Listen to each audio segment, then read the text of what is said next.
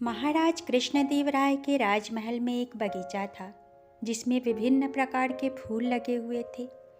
सारे फूलों में लाल गुलाब के फूल महाराज को अति प्रिय थे, इसलिए माली को उन्होंने उन फूलों का विशेष ध्यान रखने का निर्देश दिया था।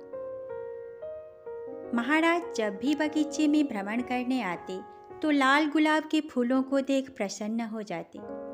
एक दिन जब वे बगीचे में भ्रमण के लिए आए तो पाया कि पौधों में लगे लाल गुलाब के फूलों की संख्या कुछ कम है। गुलाबों के कम होने का क्रम कई दिनों तक चला।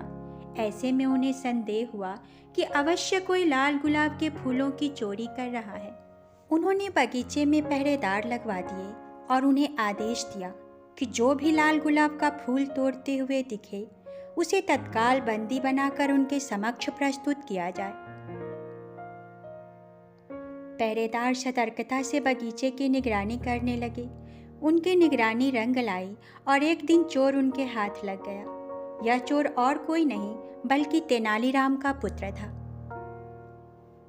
जब यह बात तेनालीराम के घर तक पहुंची तो उसकी पत्नी बहुत चिंतित हुई और तेनालीराम से मिन्नतें करने लगी कि किसी भी तरह उसके पुत्र को छुड़ा कर लाए। तेनालीराम अविलंब राजमहल के बगीचे की ओर चल पड़ा ताकि महाराज के सम्मुख प्रस्तुत करने से पूर्व वह अपने पुत्र से मिल सके। रास्ते भर वह उसे बचाने का उपाय सोचता रहा। जब वह राजमहल के बगीचे में पहुंचा तो देखा कि पहरेदार उसके पुत्र को महाराज के सम्मुख प्रस्तुत करने की तैयारी में है। जब वह अपने पुत्र से बात करने को हुआ तो पहरेदारों ने यह कहकर रोक दिया कि अब अपने पुत्र से बंदी गृह में मिलना। तेनालीराम क्या करता? दूर खड़ा अपने पुत्र को पहरेदारों द्वारा ले जाता हुआ देखता रहा। उसका पुत्र जोर जोर से रो रहा था और कह रहा था, पिताजी, आगे से मैं ऐसा कुछ नहीं करूँगा, मुझे बचा लीजिए, कृपया कुछ करिए। तेनालीराम दूर से ही चिल्लाया, मैं क्या कर सकता हूँ? अपनी तीखी जुबान का प्रयोग करो, शायद वही तुम्हें बचा पाए। पुत्र सोचने लगा कि ये पिताजी क्या कह गए, क्या इसका कोई अर्थ था? वह सोचने लगा और कुछ देर में उसे पिता द्वारा कही बात का अर्थ समझ में आ गया। उसका अर्थ था कि तीखी जुबान का प्रयोग कर गुलाब के फूलों को खा लो। उसने ऐसा ही किया और रास्ते भर गुलाब के फूलों को खाता रहा। जब पहरेदार महाराज के सामने पहुंचे तब तक वह सारे गुलाब खा चुका था।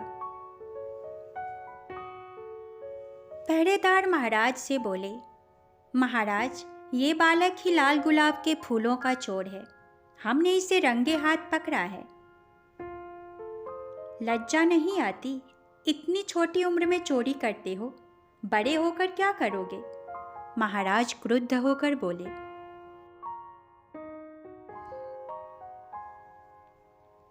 तेनालीराम का पुत्र बोला, मैंने कोई चोरी नहीं की महाराज, मैं तो बस बगीचे से जा रहा था और आपके पहरेदारों ने मुझे पकड़ लिया। कदाचित इनका ध्येय आपकी प्रशंसा का पात्र बनना है, किंतु महाराज, इसमें मुझ निर्दोष को सजा क्यों? अगर मैंने गुलाब चुराए होते तो मेरे पास गुलाब भी होते, लेकिन देखिए मेरे हाथ खाली हैं। महाराज ने देखा कि उसके हाथ में कोई गुलाब नहीं है। पहरेदार भी चकित थे कि सारे गुलाब कहाँ गए। रास्ते में अपनी धुन में वे ध्यान नहीं दे पाए कि कब तेनालीराम का पुत्र सारे गुलाब चट कर गया। अब बिना प्रमाण के यह साबित करना असंभव था कि वह गुलाब चोर है।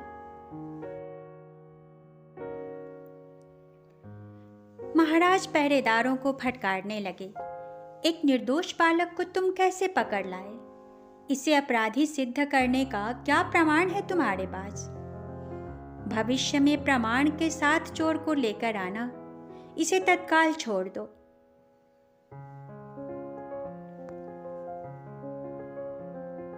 तेनालीराम के पुत्र को छोड़ दिया गया। वह घर पहुंचा और अपने माता पिता से क्षमा मांगी और उन्हें वचन दिया कि भविष्य में बिना पूछे कभी किसी का कोई वस्तु नहीं लेगा, क्योंकि वह चोरी कहलाती है। तेनालीराम ने उसे क्षमा कर दिया और अपने पुत्र को गले लगा लिया।